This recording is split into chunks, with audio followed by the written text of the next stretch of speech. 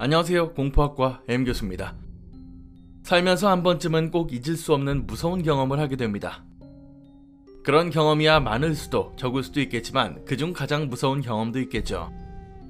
오늘은 할아버지에게 들은 무서운 이야기를 가져왔습니다. 우리는 겪어보지 않았던 시대에 있었던 무서운 이야기가 제일 재밌는 것 같습니다. 가시죠. 당시 연말이 다가와 오랜만에 외할아버지 댁에 가게 되었습니다. 손자, 손녀들을 보면 꼭 용돈을 주시는 할아버지셨기 때문에 외갓집에 가는 길은 항상 즐겁고 들뜨곤 했죠.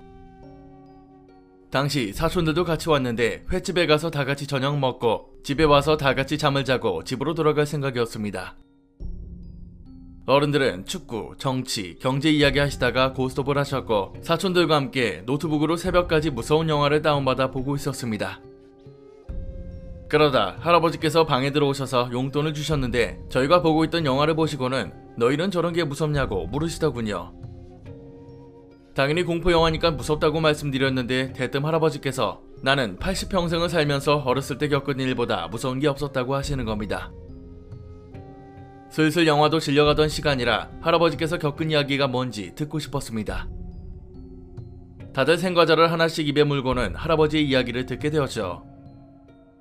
할아버지께서 10대였을 때 당시 집은 함경북도에 살고 계셨습니다. 몇십 년이 지났기 때문에 당시 고향 땅이 어떻게 생겼는지 정확히 기억은 안 나신대요.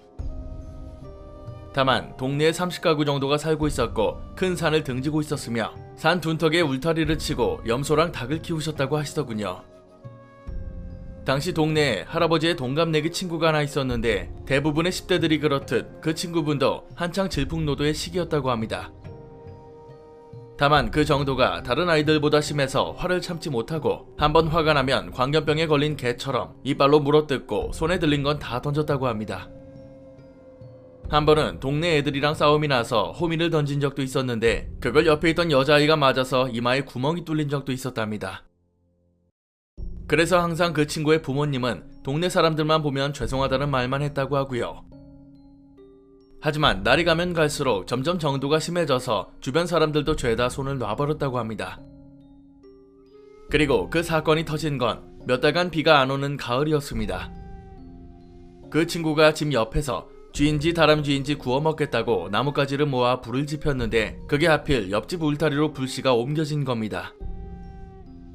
비가 안 오던 때라 나무고 잡초고 죄다 바싹 말라있던 날 바람까지 심하게 불어대니 삽시간에 불이 번져 집 내채가 홀랑 타버렸죠. 정작 바람이 부는 방향이 달라서 그 친구의 집은 멀쩡했고요. 죽은 사람은 없었지만 어떤 사람은 화상을 입어서 팔이 쭈글쭈글해졌고 머리카락에 불이 붙어서 머리 가죽이 다 타버린 아줌마도 있었고요. 결국 그 일 때문에 친구는 동네 사람들에게 두들겨 맞고 쫓길 처지에 놓였죠. 그나마 다행인 건 그 집에서 키우던 소 2마리를 화상 입은 집에 1마리씩 주고 살고 있던 집도 다른 가족들에게 넘기며 겨우 무마했습니다. 집도 준 마당에 동네에서 창고로 쓰던 곳에 대충 흙벽을 바르고 지붕만 얹어서 겨우 살게 되었답니다. 그리고 언젠가 그 친구 어머니가 막걸리를 엄청 마시고는 외할아버지 집을 찾아와서 아들놈 때문에 너무 힘들고 차라리 죽고 싶다고 푸념을 늘어놓았대요. 그 친구 아버지도 나중에 와서는 아주머니를 데려가려고 했는데도 내가 낳은 자식이지만 그 괴물 같은 놈이랑 살기 싫다고 발버둥을 쳤답니다. 아무리 술을 먹었다지만 오죽 괴롭고 무서우면 저럴까 싶었죠. 자식 새끼가 원기 들린 무당보다 더 지랄이니 저럴만도 하다는 게 대부분 동네 사람들의 말이었답니다. 결국 이 사건을 빌미로 그 친구 아버지가 열이 받아서는 특단의 조치를 취하게 됩니다. 집으로 쓰고 있던 창고로 들어가 자고 있는 친구를 정신을 잃을 때까지 두드려 패고 손이랑 몸을 묶어서 산속으로 끌고 가서는 혼자 내려오신 겁니다.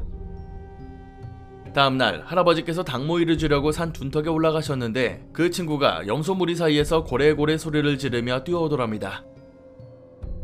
온몸이 흙이랑 땀으로 범벅이고 여기저기 긁힌 상처가 멀리서도 보이더래요. 손톱도 다 벗겨지고 깨져서는 처음에는 진짜 자기 죽이러 오는 줄 알았답니다. 아무튼 반나절 만에 발견된 친구는 그날 이후로 완전 다른 사람이 됐답니다. 이게 말이 되나 싶을 정도로 변했는데 몸은 구부정하게 해서는 목소리도 모기만해져서 사람들 눈도 제대로 못 마주칠 정도로 소심해졌답니다. 그 해가 완전히 지나가고 그 다음에 여름이 되었을 때도 친구는 여전히 소심하고 예전 모습을 찾아볼 수가 없었습니다. 갑자기 왜 저렇게 변했나 싶어 친구에게 대체 무슨 일이냐고 묻게 되었죠. 그랬더니 하는 말이 나 때문에 뒷산에 귀신이 왔다. 절대 가지 마라. 딱 이 한마디 하더랍니다. 너무 궁금해져서 그게 무슨 말이냐고 캐물었고 그때 이야기를 듣게 되었죠. 아버지께서 산에 있는 동안 밥이랑 물만 주고 갈 거고 짐승처럼 살라고 하고는 내려가셨답니다. 당시만 해도 전기도 없어서 어두워지자 코앞에 손바닥이 안 보일 정도로 어두컴컴했죠. 처음에는 혼자 발버둥을 치다가 울다 지쳐 뻗어 있는데 어느 순간 귓가에 나뭇가지 비비는 것 같은 소리가 들리더랍니다. 자세히 들어보니 마치 자신한테 말을 거는 것 같더래요. 아무도 없는 산속에서 숨만 쉬고 있자니 목소리가 점점 또렷하게 들리는데 누군가 갈짝갈짝대는 것 같은 말이 들리더래요. 너 보러 왔다. 너희 엄마 이제 너 보러 여기 안 온다. 여기서 살아야 돼. 그러다 굶어 죽어야 돼. 이런 말을 하더랍니다. 점점 무서워지니까 밧줄을 풀려고 용을 쓰는데 갑자기 목소리가 싸대기를 치는 것처럼 커지면서 소리를 지르더랍니다. 내가 여기 너 보러 왔다고 했잖아. 거기 어딨어? 그러다 갑자기 옆에 있는 나뭇가지가 뚝 꺾이면서 얼굴을 긁는데 늦가을에 이파리 하나 없이 바싹 마른 나뭇가지가 얼굴이 피떡이 될 때까지 긁더랍니다. 그만하라고 소리를 지르며 발버둥을 치는데 갑자기 또 말을 했죠. 드러난다. 마을 사람이 너 뒤졌다고 고기 굽는가 보다. 아닌가? 너한 냄새야. 고기 어딨냐고. 옆에 있는 이게 뭔진 몰라도 곧 자기를 뜯어먹을 것 같았답니다. 그래서 목이 졸려 죽을 각오를 하고 몸을 비비면서 밧줄을 흔드는데 나중에는 이빨이 흔들릴 정도로 밧줄을 잘근잘근 씹기에 이르죠. 어느 순간 밧줄이 뚝하고 끊어졌는데 도망치려고 해도 너무 무서워서 움직이지도 않더래요. 손이랑 발이 계속 헛도는데 새까만 숲속에서 자기가 뭘 하고 있는지도 모르고 앞으로 계속 기어서라도 도망가려고 열심히 허우적거렸답니다. 근데 가만 보니까 자기가 도망치고 있는 게 아니라 계속 땅을 파고 있더랍니다. 팔아. 깊게 팔아. 거기가 너 잘 곳이다. 더 넓게 팔아. 같이 자자. 어찌나 무섭던지 오줌을 싸는지 숨을 쉬는지도 모르고 있다가 어디선가 장닭이 우는 소리가 들렸고 순간 근처에 닭장이 있다는 생각이 들었답니다. 이때부터 미친듯이 달리기 시작해서 무작정 산을 내려가는 방향으로 내달렸죠. 그 순간에도 등 뒤에서 뭔가 채찍처럼 철썩철썩 몸을 때리는데 계속 쌍욕하는 소리가 들리고 살가죽을 내놔라, 고기 내놔라 등 그 소리가 들리더랍니다. 그러다 염소 울타리를 보고는 그 안으로 뛰어들었는데 자다 말던 염소들이 자기가 쓰러지니까 그 주위로 모여들었죠. 그리고 염소 무리 속으로 들어가 쭈그리고 날이 밝을 때까지 숨어 있었다는 겁니다.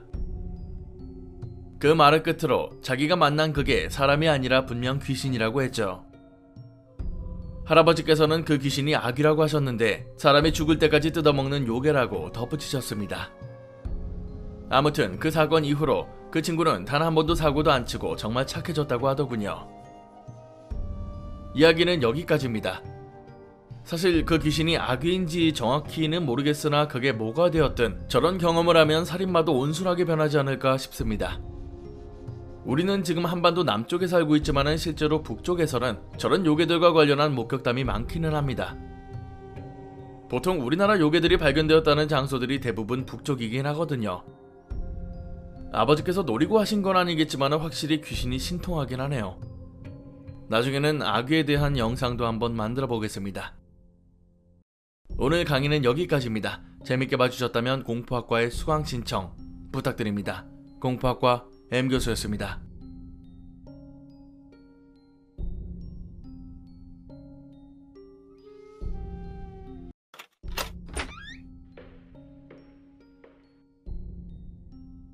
안녕하세요. 공포학과 M교수입니다. 공포영화를 보다 보면은 이따금씩 사람 머리카락이 등장할 때가 있습니다. 긴 머리를 흩날리는 귀신이나 머리카락이 자라는 인형 등 다양한 공포 소재로 다뤄지죠. 오늘 이야기도 머리카락과 관련한 이야기인데 최근 들어 역대급이라고 할 만큼 무서운 것 같습니다. 딸아이를 위해 가발을 사줬던 엄마가 직접 투고를 하셨는데 들어보시면 좋을 것 같습니다. 가시죠. 안녕하세요. 저한테도 이런 일이 벌어질 수 있다는 게 참으로 놀라우면서도 최근에서야 정리된 이 일이 아직도 트라우마로 남아있어 글을 쓰는 게 무섭습니다. 저에게는 사랑스러운 딸아이가 하나 있고 이제 갓 7살이 되었습니다. 한창 예쁜 것들을 좋아할 나이인데 그러다 보니까 집에는 딸이 좋아할 만한 예쁘장한 장난감이나 물품들이 굉장히 많습니다. 애아빠가 워낙 예뻐라 하니까 갖고 싶은 것들은 거의 대부분 사줬기 때문인데요. 쉽게 질려하기도 하고 TV나 유튜브를 보다가 갖고 싶어하는 것들이 자주 바뀌기도 하죠. 지금으로부터 2달 정도 전에 무슨 영상을 본 건지 대뜸 가발을 갖고 싶다고 하더군요. 또래 친구들이 사냐고 물으니까 영상에서 언니가 가발을 쓰는 걸 봤다고 자기도 핑크색으로 된 예쁜 가발을 사고 싶다고 조르기 시작했습니다. 인터넷으로 검색을 해보니까 키즈 가발이라고 해서 괜찮은 것들이 꽤 많아 보였죠. 인조 모발보다는 인모가 나을 것 같다고 생각해 아무 생각 없이 업체에 주문을 했습니다. 상품이 도착하자마자 딸내미가 얼마나 좋아했는지 모르겠습니다. 잘 때도 옆에 고이 모셔두고 세척도 스스로가 꼼꼼하게 할 정도로 지극정성이었습니다. 밖에 나갈 때는 항상 가발을 쓰고 다녔는데 좀처럼 질려하지도 않더군요. 그러던 어느 날 아이를 재우고 남편과 가볍게 맥주를 마시고 있었는데 그날따라 술이 잘 들어가는 건지 새벽까지 술을 마시고 있었습니다. 그런데 딸 방에서 말소리가 들리는 겁니다. 남편도 같이 들어서 설마 깼나 싶어 슬쩍 문을 열었는데 딸이 혼자서 대화를 하고 있었죠. 저희가 있는지도 모르는지 대화를 하는데 꼭 사람한테 말하는 것처럼 내일 어디 갈래? 뭐 먹고 싶어? 뭐 보고 싶어? 등의 말을 이어갔습니다. 보통 이 나이의 아이들은 상상 친구가 있기도 할 텐데 저희 딸이 이러는 건 처음 본지라 처음에는 약간 당황스러웠습니다. 게다가 정말 상대방이 앞에 있는 것처럼 아무도 없는 벽을 보고 대화를 하니까 좀 이상했죠. 그래서 누구랑 대화하고 있는 거냐고 물으니까 깜짝 놀라더니 최근에 친구를 사귀었다고 지희라는 여자애인데 동갑이라고 하더군요. 일단 시간이 늦었으니까 빨리 자라고 말하고는 저희도 정리하고 잠자리에 들었습니다. 그리고 이틀 정도가 지났을 때부터 아이의 행동이 다소 이상해지기 시작했습니다. 짜증을 내긴 했어도 엄마 아빠가 말하면 수긍하던 아이가 심하게 화를 내기도 하고 소리를 지르거나 욕을 하기도 했습니다. 어디서 그런 말을 배웠는지 의문스러우면서도 교육을 해야 되니까 따끔하게 혼을 냈는데 끝까지 잘못을 인정하지 않고 들으려고도 안 하는 겁니다. 솔직히 저나 남편이나 당황스러워서 애가 왜 이렇게 됐나 싶었죠. 그 다음날 아이를 깨우려고 방에 들어갔는데 가발을 끌어안고 자고 있더군요. 아이를 깨우면서 가발을 치우려고 품에 있던 걸 빼앗았는데 애가 경기를 일으키면서 가져오라고 왜 뺏어가냐고 소리를 지르는 겁니다. 자고 있던 남편도 놀라서 따라 나왔는데 애가 가발을 다시 가져가겠다고 발길질도 하고 욕까지 하니까 뭔가 이상하다는 생각을 할 수밖에 없었습니다. 일단은 가발을 돌려주고 남편과 따로 안방에 가서 얘가 저 가발을 가져오고 나서부터 뭔가 행동이 이상해졌다고 의논을 했습니다. 문제는 가발 하나 때문에 아이가 이상해졌다고 하기에는 근거가 전혀 없었죠. 차라리 아이패드는 유튜브가 있으니까 이상한 걸 배울 수도 있습니다만 가발은 그저 머리카락일 뿐 전혀 아이의 심경이 변하게 될 이유가 없었습니다. 일단 혼을 내지 않고 대화를 하면서 딸에게 생긴 변화를 알아내려고 했죠. 다시 방으로 돌아가니 가발을 가다듬으며 혼자 대화를 하고 있었는데 혹시 누구랑 대화하는 거냐고 엄마한테도 소개시켜달라고 물어봤습니다. 그랬더니 지희라는 친구인데 엄마랑 말하는 거 싫어하기 때문에 말은 안 하겠다고 하더군요. 딸아이 주변에 지희라는 이름을 가진 친구는 없기도 하고 좀 더 자세히 묻고 싶어서 혹시 지희는 지금 어딨냐고 가발 때문에 사귄 거냐고 물었습니다. 그랬더니 지금 지희는 엄마 옆에 서 있고 원래 이 가발의 주인이라고만 말하고는 가발을 들고는 휙 밖으로 나가버렸습니다. 저는 평소에 공포학과나 인터넷 통해서 무서운 이야기를 자주 봐오긴 해서 그런지 약간 이상하면서도 강한 의심이 들기 시작했습니다. 물론 무서운 이야기들이야 그저 재미로만 보고 듣는 게 맞다고 생각하지만 이런 갑작스러운 일들이 며칠에 걸쳐 그것도 가발이 집에 오고부터 시작되었으니 어느 부모가 이상하게 생각하지 않을까 싶네요. 남편과 빠르게 이야기를 하고는 아이를 거실 소파에 앉혀두고 캐물었습니다.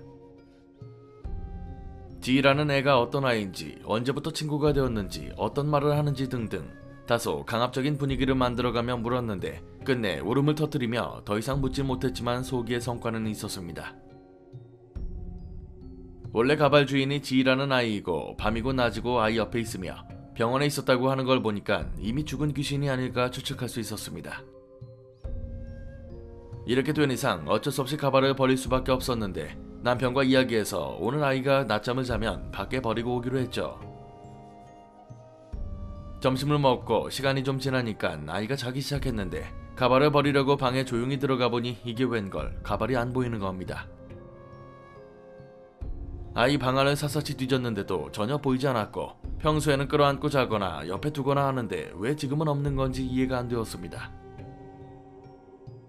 몇 시간 뒤 아이가 다시 깼을 때 물어보니까 엄마 아빠가 버리려고 한다고 자기가 그러기 전에 숨겨놨는데 절대로 버리지 말라고 신신당부를 하는 겁니다. 이 말을 들을 때 어찌나 소름이 끼치던지 글을 쓰는 지금도 섬뜩합니다. 우린 안방에서 버리자는 이야기를 했고 절대 아이가 들을 수 없는 상황이었습니다. 그 말인즉 그 지희라는 아이가 딸에게 말을 해줬다는 거겠죠. 남편도 심각성을 깨달았는지 온 집안을 다 뒤지기 시작했는데 베란다 창고에 있는 캐리어 안에서 찾아냈고 그대로 밖으로 나가서 버리고 왔습니다. 꽤 멀리 가서 버리고 왔는데 돌아오기까지 애가 울고불고 난리를 치는 바람에 해를 먹었죠. 지쳐 쓰러져 자다가도 일어나면 또 소리를 고래고래 지르고 집안 물건들을 다 던지고 발로 차면서 거의 망나니 같은 행동들을 했습니다. 이런 경험은 해본 적도 없거니와 당장 떠오르는 해결책이 없으니 부랴부랴 엄마와 시어머니에게 전화를 해서 이 사실을 낱낱이 말씀드렸습니다. 두 분 모두 그 가발이 문제인 것 같다고 각자 방법을 알아보시겠다고 하셨죠. 특히 시어머니께서는 점집에 다녀오시겠다고까지 말씀하셨습니다. 며칠이 지나도 여전히 딸에는 가발 가져오라고 난리를 쳤고요. 다른 가발을 사서 가져다 줬음에도 그 가발을 가져오라고 했고 지희가 당장 가져오라고 화를 내고 있다고 하는 걸 봐서는 아직까지도 그 지희라는 애는 옆에 있는 것 같았는데 진짜 무서웠던 경험은 새벽에 벌어졌습니다. 한참 잠을 자고 있는데 뭔가 이상한 소리가 들려서 잠에서 깼죠. 거실에서 인기척이 들려서 나가보니까 딸애가 사진 앨범을 다 찍고 있더군요. 저나 남편이 나온 사진들만 골라서 주방 칼로 찢어대는데 너무 놀라서 아이를 말렸는데 정신이 반 나간 사람처럼 아무 말도 안 하고 칼질을 했습니다. 아이를 안고서 얼마나 울었는지 모르겠습니다. 그날은 저랑 같이 잠을 잤는데 다음날 물어보니까 전혀 기억도 못하는 것 같았고요. 그리고 소녀 때문에 걱정이 되셨는지 시어머니께서 집으로 찾아오셨습니다. 엘리베이터에 타는 순간부터 어디로 전화를 거셨는데 점집에 다녀오면서 부적을 받아오셨는지 통화를 하는 그분이 알려주시는 대로 하시더군요. 문을 열자마자 현관 뒤쪽에 하나 붙이시고 딸의 방에 하나, 침대 안쪽에 하나를 붙였으며 거실에도 TV 위에 그중 가장 큰 부적을 붙였습니다. 원래 종교도 가지고 있지 않았지만 거부감보다는 오히려 안도가 되더군요. 그리고는 하시는 말씀이 아마 그 가발의 주인이 아이한테 쓰인 거라고 만약 버렸으면 그냥 버리지 말고 다 태워버리라고 하셨습니다. 남편은 태우지는 않았다고 자기가 버린 곳에 가서 찾아보겠다고 하고는 집을 나섰습니다. 다시 전화가 왔을 때는 찾았는데 태울 만한 장소가 없으니까 본인이 알아서 태우고 오겠다고 했죠. 어머니께서 하룻밤 주무시고 가셨는데 다음날 아침에도 점을 본 곳에 전화를 하셔서 이것저것 말씀을 나누셨고 마지막으로 하신 말씀은 절대 아이가 귀신이 보인다고 해도 들으려고 하지 말고 평소처럼 행동하라고 하셨습니다. 어차피 귀신은 사라졌으니 아이의 기억에서 자연스레 지워지는 게 중요하다고 하셨죠. 그로부터 한 달 정도가 흐른 지금 시점에서야 아이가 더 이상 보채지도 않고 지희에 대한 말도 꺼내지 않고 있으며 가발도 언급하지 않고 있습니다. 그 전에는 종종 가발을 달라고 지희 이야기를 꺼내더니 어느 순간부터 하지 않고 있죠. 혹시 싶어 절대 입 밖으로 꺼내지는 않고 있습니다. 살다 보니 참 별의별 경험을 다 한다고 생각이 들지만 아직도 뭔가 꺼림칙함이 남아있어서 집에 혼자 있을 때도 무섭습니다. 부디 더 이상은 아무 일이 없었으면 좋겠습니다. 이야기는 여기까지입니다. 실제 인모로 만들어진 가발이 물론 활용도는 좋겠지만 좀 꺼려지긴 하네요. 예전에 그 연예인 괴담 중에는 가발을 사왔는데 방에서 본인 목소리로 엄마! 하고 부르는데 거실에 엄마와 그분이 같이 있었다고 하죠. 그런데도 계속 방에서 엄마 하면서 목소리가 들리는데 그게 가발 때문이었다는 이야기였습니다. 추가로 이야기에서는 다루지 않았지만 이분이 가발을 구매한 가게에도 항의를 했다고 합니다. 항의라기보다는 대체 무슨 머리를 썼길래 이런 일이 벌어지냐고 했다는 건데 며칠 있다가 상담원이 아니라 그 회사 대표가 직접 전화했다고 하고요. 저는 이 지점도 약간 소름이 끼쳤는데 종종 이런 일이 있다고 하더래요. 자기네도 이유는 모른다고 했는데 뭔가 석연치 않기는 해도 끝까지 말은 안 했다고 합니다. 보상금이라고 구매 가격보다 훨씬 더 큰 금액을 보상금으로 줬는데 받고도 너무 찝찝해서 미치겠다고 하시더군요. 당장은 찜찜함이 사라지진 않겠지만 부디 아무 문제 없이 잘 넘어가셨으면 좋겠습니다. 오늘 강의는 여기까지입니다. 재밌게 봐주셨다면 공포학과의 수강 신청 부탁드립니다. 공포학과 M교수였습니다.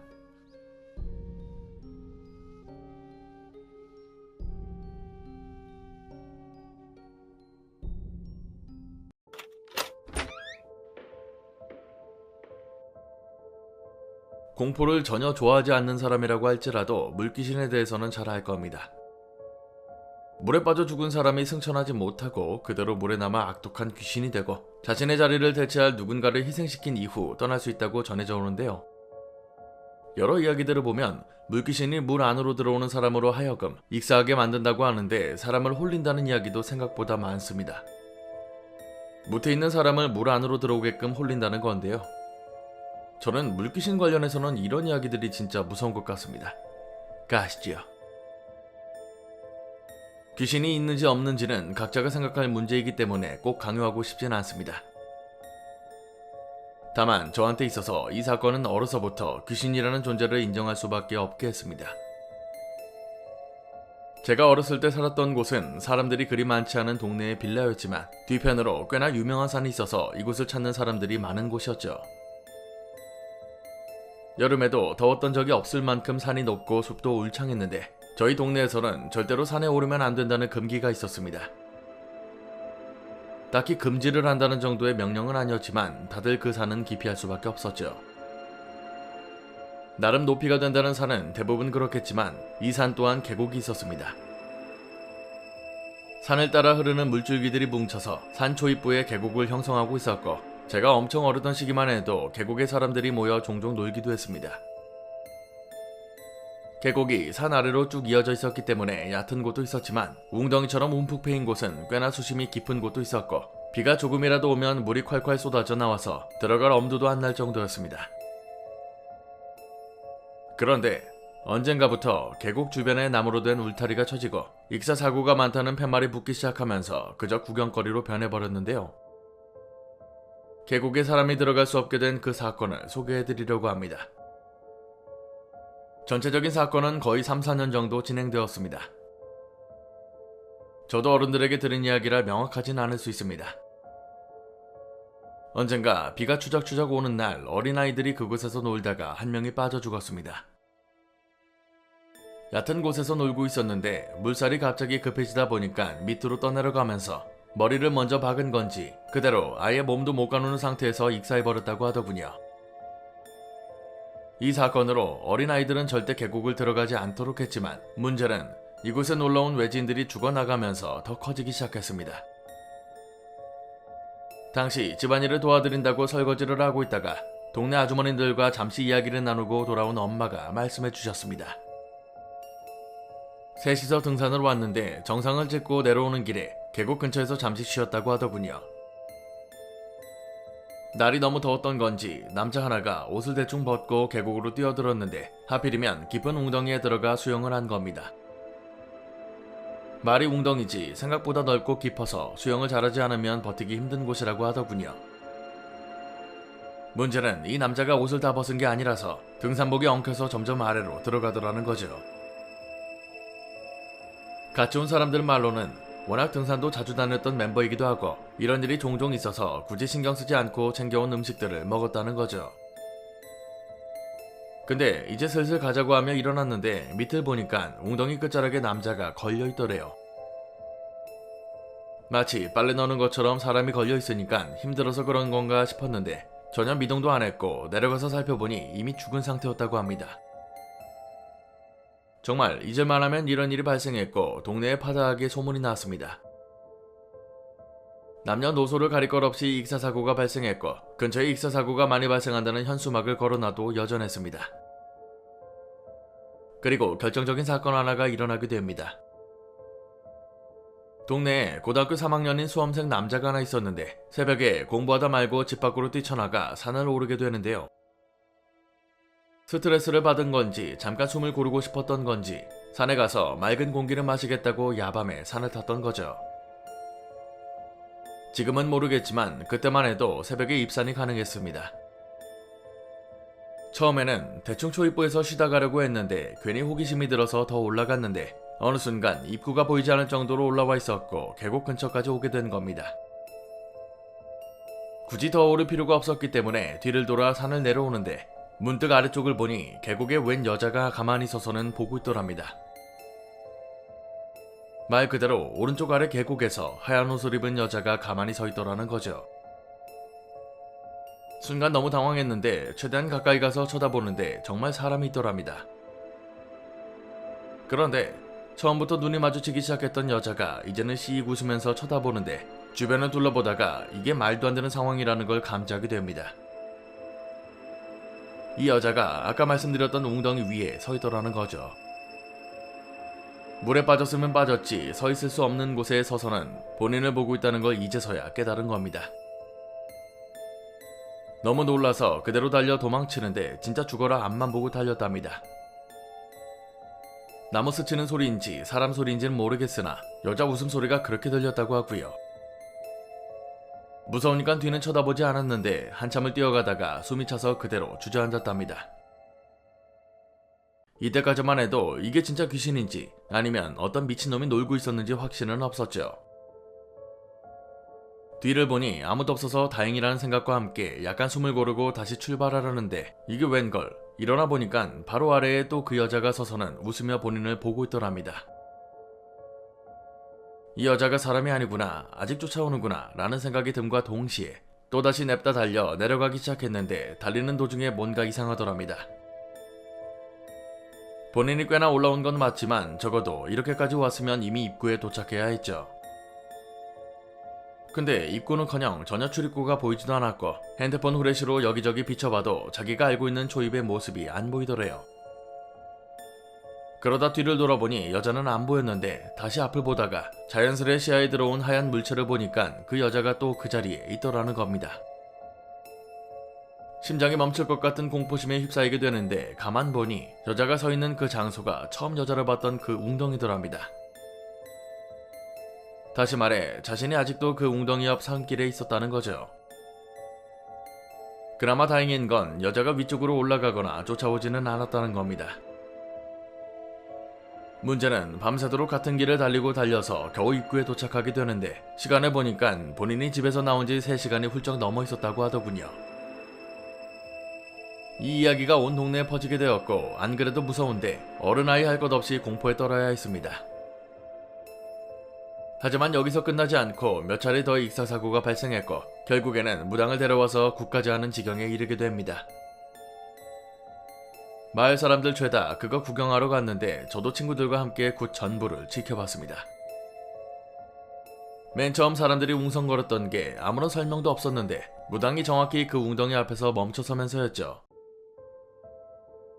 TV에서 나오는 것처럼 옆에서 북도 치고 꽹과리도 울리면서 구슬하는데 거의 1시간을 계속 같은 행동만 반복하던 무당이 갑자기 멈추더군요. 그리고는 입으로 이상한 소리를 내는데 진짜 물에 빠져 죽는 사람처럼 사람 살려라고 말하면서도 그 단어들을 제대로 내뱉지는 못했습니다. 정말 숨을 못 쉬는 것처럼 행동하다가 결국 거품까지 물고는 쓰러졌는데 같이 온 사람들이 부축해서 한동안 누워있다가 일어나서는 언제 그랬냐는 듯 처음 했던 것처럼 계속 춤을 추며 굿을 진행했습니다. 물에 보자기 같은 것도 집어넣고 대추였는지 정확히 기억은 안 나지만 음식 같은 것도 춤추는 와중에 물 안으로 집어던지는 행동도 했습니다. 그런데 몇 시간에 걸쳐 구슬했지만 결국 해결이 안 된다고 저것들 절대 안 나간다고 말했죠.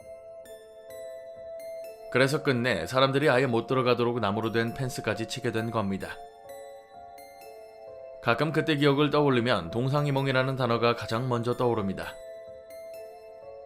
같은 장소를 지나지만 등산객들은 전혀 그 웅덩이에 대해서 모르니까 싱글벙글이고 모든 이야기를 아는 사람들에게는 그 장소 자체가 섬뜩한 곳일 수밖에 없죠. 멀리서 보면 그리 넓지도 않은 곳인데 어떻게 그렇게 사람이 많이 죽을 수 있나 생각이 들면서도 정말로 물귀신이라는 게 존재하기 때문에 이런 일이 생길 수도 있겠구나 생각도 듭니다. 이야기는 여기까지입니다. 물귀신이 악독하다고 하는 이유는 자신을 대체할 사람의 목을 매기 때문이라고 하죠. 산 사람을 홀려서라도 물에 들어오게 만들려는 것이 정말 섬뜩한 대목인 것 같습니다. 예전에 제가 소개해드린 이야기 중에서도 비슷한 구조의 계곡에서 물귀신을 봤다고 했는데요. 산에서 잘 내려오고 있는데 계곡 한가운데 웬 여자 둘이서 본인을 불렀다는 겁니다. 근데 자세히 보니까 여자들이 옷을 다 벗은 상태로 웃으면서 물에 들어오라고 한다는 거죠. 즉 사람을 홀리기 위해서 눈에 띌 만한 행동을 했다는 건데 아무리 귀신이라고 하더라도 그 목적과 행동을 생각해보면 정말 섬찟한 것 같습니다. 뉴스에는 나오지 않지만 한 해에도 물놀이 사고는 정말 많이 일어납니다. 그 모든 게 물귀신 때문이라고 단정할 수는 없지만 적어도 사람들이 많이 죽어나간 곳에서는 안 들어가는 게 최선이겠죠. 오늘 강의는 여기까지입니다. 재밌게 봐주셨다면 공포학과의 수강 신청 부탁드립니다. 공포학과 M교수였습니다.